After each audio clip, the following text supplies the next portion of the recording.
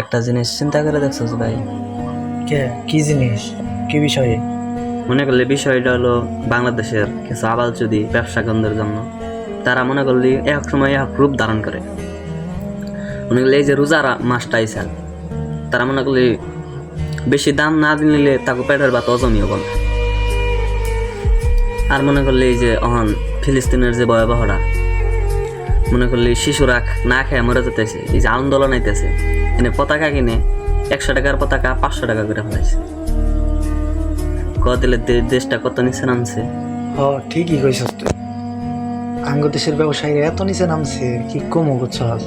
যদি ওরা শুনে কালকে কিয়ামত, তাহলে আজকে মনে করলে সব যায় নামাজের দাম বাড়ি হালাইব।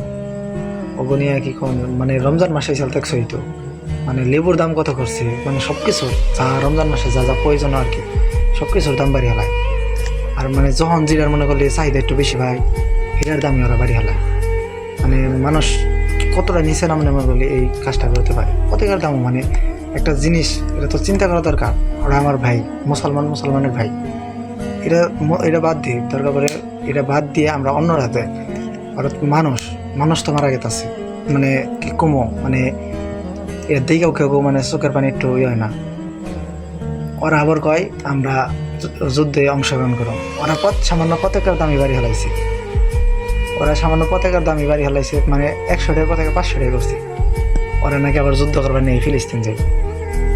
মানে কি, মানে এটা হাস্যকর একটা জিনিস হয়ে লাগে। ছোট ছোট বাচ্চাগুলো মানে খিদার তাড়না দেখলে তো মানে খিদার জন্য কিরকম ছটফট করতেছে। কত শিশু তো খিদার জন্য মারাও গেতেছে। আমাদের দেশে তো আমরা তো খেয়ে পরে আল্লাহর মতো ভালোই আছি। ব্যবসা করতেছে, ভালো ব্যবসা করে যা লাভ হয় ওটা দিয়েই থাকে না। তাকে মানে ডাবলের সে ডাবল, মানে যেটার চাহিদা বেশি এটাই নেই ওই গানা কম ভাই। আর মানে কিছু পাওয়ার নেই। অরে ঠিকই কইছাস। মনে করলে যেটার বেশি চাহিদা হয় সেটা নিয়ে তারা ব্যস্ত থাকে বেশি।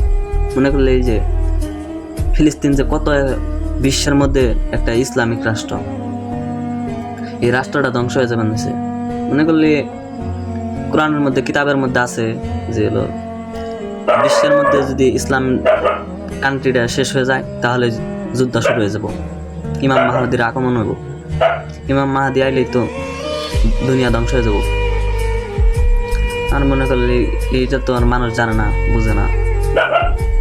ব্যবসা নিয়ে পড়ে আছে, দুনিয়া কামাই। আর মানুষরা কি কমু বেহিয়া হয়ে গেছে, টাকার পিছনে ছুটছে।